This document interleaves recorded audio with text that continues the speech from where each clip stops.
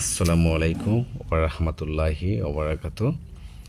প্রিয় দর্শক, অনেকেই জানতে চেয়েছিলেন যে আসলে ভাই রিস্ক পেমেন্ট বডি কন্ট্রাক্ট বর্তমান কেমন অবস্থায় বা সেই ভিসায় গেলে কেমন হবে।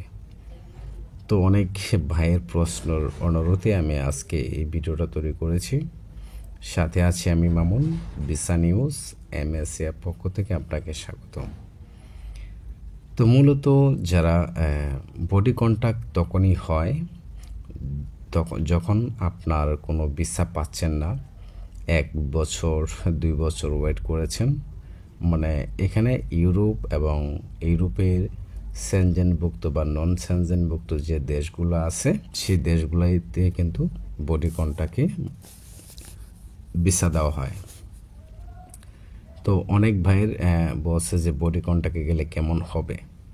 তো আসলে রিস্ক পেমেন্ট বডি কন্ট্রাক্ট তখনই নেয় যখন কোনো ভিসা পাওয়া যায় না, অর্থাৎ লিগ্যালভাবে ভিসা পাওয়া যায় না।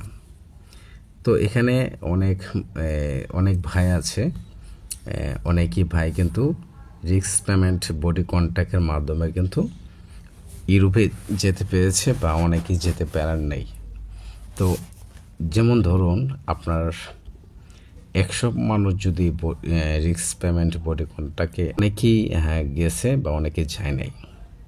তো 100তে ধরুন আপনার 20-25 জন মানুষ হয়তো সার্বিয়াতে যেতে পেরেছে এবং বাকিগুলো কিন্তু অনেকেই এয়ারপোর্ট থেকে কিন্তু আবার ব্যাক দিয়ে দিছে। ঠিক আছে।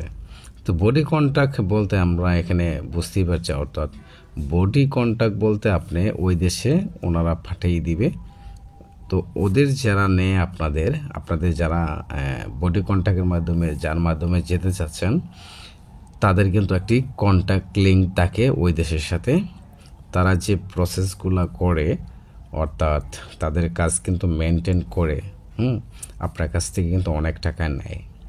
তো এই যে রিস্ক পেমেন্ট বডি কন্ট্রাক্ট যে বিষয়টা হচ্ছে, আপনাকে কিন্তু কোনো কাজের ভিসা ওনারা দিবে না, অর্থাৎ এখানে গিয়ে কিন্তু আপনি কোনো কাজ করতে পারবেন না।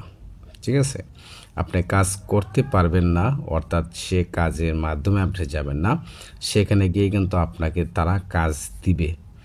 সেটা যদি কাজ না দেয় তাহলে কিন্তু আপনাকে বসে বসে খেতে হবে। ঠিক আছে। তো এখানে আপনাকে এত টাকা খরচ করে যাবেন। তো আমি মনে করি যে যারা বডি কন্ট্রাক্টে গেছেন কতটা ভালো আছে আপনারা হয়তো বুঝতে পেরেছেন। তো এই বিষয়, এটাই হচ্ছে বিষয়।